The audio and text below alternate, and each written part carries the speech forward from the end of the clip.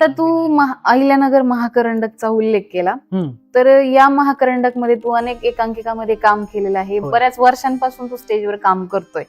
तर या एकांकिकेमध्ये काम केल्याचा फायदा तुला चित्रपटात झाला का? हो, म्हणजे बऱ्याच पेक्षा महाकरंडक ची माझी एक म्हणजे स्टोरीज आहे, छोटी शॉर्ट सांगतो. की मला म्हणजे ह्या शोधत होतो की ह्या अभिनयाची कार्यशाळा आता कुठं शोधायची, ह्याला पुढं कसा वाव द्यायचा.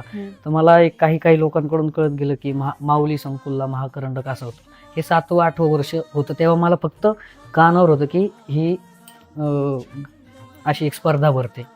बघत आलो कुठेतरी लिंक लागण. मग मला कळलं की ग्रुप वगैरे घ्यायचे नाटकाची संस्था. मग त्या संस्थेतून एक संस्था भेटली 9व्या वर्षी भेटली. 10व्या वर्षी मी त्या संस्थेनं सगळं जुळून आलं आणि एक एकांकिका भेटली, नाना थोडं थांबाना म्हणून. ती माझी पहिलीच एकांकिका जी महाकरंडक मध्ये झालती.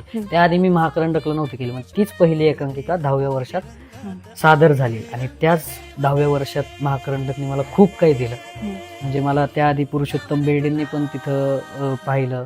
त्या नाटकाला सर्वात उत्कृष्ट विनोदी एकांकिका पण भेटला आणि सर्वात उत्कृष्ट विनोदी अभिनेता पण मला प्राइज भेटलं तिथं.